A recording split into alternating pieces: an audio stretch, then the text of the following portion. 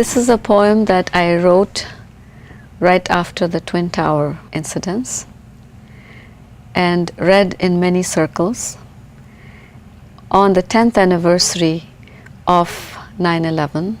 I revised it and I would like to read it now. It's titled Twin Towers. Awestruck, I shivered and shriveled into my sofa. Tears rolled down to my neck as I watched in disbelief. Panic-stricken executives running for survival, raging police cars, speeding ambulances, the ominous, ugly cloud that choked not only the humans in that bustling city, but all of humanity. O God, let this not be the work of the people of my faith, which taught me nothing but love and peace. Night after night, to the challenge of insomnia I rose, my fingers nervously flipping channels. If only I had the power to change the channel of violence that escalated. I beseeched, Allah, Khuda, Yahweh, Bhagwan, are you not one and the same? Can you hear me lament in the middle of the night? I cried for the American mother whose son vanished in the towering inferno. I could feel the pain of the Afghan woman. I could feel the pain of the Afghan woman suffocating in her burqa. I also wept for the young minds being purchased in exchange for a few morsels. But in vain were my laments. Destruction, counter-destruction, the new world order. Repercussions lingered of yet another war. Images across the ocean of innocent children running for shelter, dodging weapons from above. Lost for answers, in my restlessness I would travel back in time to reflect upon the day I had said goodbye to my loved ones, weeping thousands of miles behind. Just one suitcase, a few jewels of a newlywed, fistful of strong values from the East, the prized possessions I had brought along. The initial days I would sadly recall. Lonely Christmas holidays I spent, secretly sobbing, envying the family gatherings of all my colleagues in the new homeland I had chosen. Unable to attend my brother's wedding. For my father's surgery I couldn't be by his side. But despite all, adept to adopt and adapt, I remained adamant, continued to weigh the trade-offs. Soon I had blended in. I was happy. I was proud.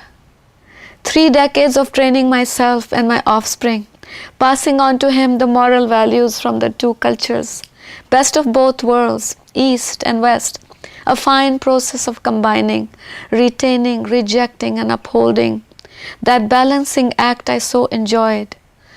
Stories of Prophet Muhammad, Moses and Jesus we shared, visited gurdwaras with my Sikh friends, attended Jewish and Buddhist ceremonies, celebrated Hindu Diwalis, learned to sing Christmas carols with such abundant joy.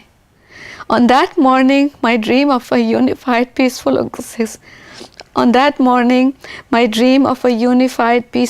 coexistence shattered. Yet another ugly turn by humans imminent. The stereotyping hard to escape. Misunderstandings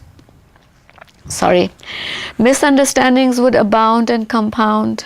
What about millions of peace-loving people I speak for? What about millions of peace-loving people I speak for? What about my twin towers of values that took decades to build?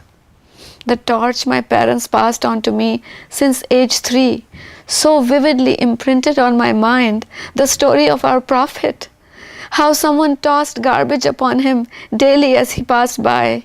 But the day she chose to refrain, out of concern, he stopped to check the well-being of his offender. Now he is depicted and defamed through cartoons. When the clock struck 9 on that ominous day, it wasn't only precious lives lost, a faith was hijacked, humanity swindled. A small brown chip, how could one separate me from this colorful mosaic? Confined to living room whispers, our apprehensions and fears remained concealed. Who defines we and they and why? Aren't we all we, human beings? In the interest of humanity, we must safeguard ourselves together. Every time you feel like you cannot go on, you feel so lost and that you're so alone. All you see is night and darkness all around. You feel so helpless, you can't see which way to go.